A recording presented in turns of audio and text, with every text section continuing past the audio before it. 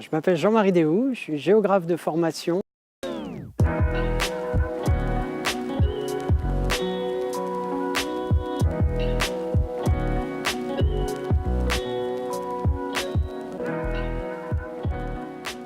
Alors, quand on habite en banlieue parisienne, nous on disait on vit en immeuble. Et quand on vit en immeuble, on vit dans des espaces assez contraints, très minéraux. Voilà, on ne circule pas comme on veut dans la ville. Voilà, il y a une espèce de contrainte et donc il y a une espèce d'ennui qui naît. Et donc moi j'étais à la recherche d'émerveillement, de curiosité. Et c'est la nature, c'est l'observation de la nature qui satisfaisait toujours cette envie de découvrir et de connaître. Voilà. La nature, c'est le support de mon émerveillement, c'est le support de mon envie de connaissance. Et c'est ce que je vais essayer de partager le plus possible avec les gens que je fréquente, que je côtoie, que je conseille. Mais c'est aussi et avant tout peut-être la source de mon bien-être, de ma vie. C'est-à-dire c'est mon alimentation, c'est ma respiration, ce sont mes mouvements, tout ça a comme cadre la nature. Donc, je pense que l'homme s'est déconnecté de la nature parce qu'il a essayé de s'en affranchir, parce qu'elle était tellement rude et exigeante que peu à peu, eh bien, génération après génération, on a tout fait pour accéder à un certain confort. Sauf qu'on en a perdu, l'enseignement en fait, et on a perdu les bons aspects de la fréquentation de la nature, qui aujourd'hui sont difficiles à retrouver. Voilà, parce que quand on a la chaleur, le confort, voilà, il est difficile de se remettre dans un processus d'apprentissage qu'appelle la fréquentation du vivant, quoi. Dans cette course au confort, dans cette course à la disponibilité immédiate de plein de biens, de services, eh bien, on est arrivé à une situation où on exploite, on surexploite, on épuise les ressources de la nature et on s'extrait, on se sépare de la temporalité qui est celle du vivant en fait. C'est-à-dire qu'il y a des cycles à respecter, il y a des temporalités dans lesquelles s'inscrire. Et voilà, on en est déconnecté. Ça devient très difficile aujourd'hui d'accepter d'attendre, d'accepter d'observer et d'accepter de construire avec le vivant.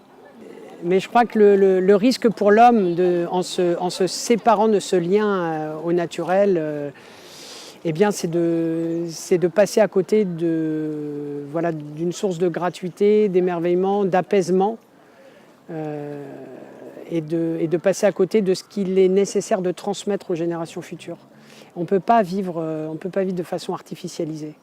Se reconnecter à la nature, c'est finalement très simple. Ça passe par des moments d'observation attentive, à l'arbre dans sa rue, à la plante qui pousse sur le rebord de sa fenêtre, si on est citadin, à l'œil qu'on porte sur son alimentation. C'est aussi se reconnecter à la nature que de se demander d'où vient cette alimentation. C'est prêter attention à la respiration, parce que la respiration, c'est l'air, c'est le temps. Je dirais aussi que se reconnecter à la nature, ça peut être possible à travers le jeûne. Jeûner, c'est aussi se reconnecter à des questions naturelles internes. Et c'est aussi reconsidérer la question de l'alimentation. Et donc par là, d'où vient l'alimentation, à quel moment j'en ai besoin, de quoi ai-je besoin et comment est-ce qu'on produit cette alimentation saine. Moi je pense que cette vision partagée de la nature et de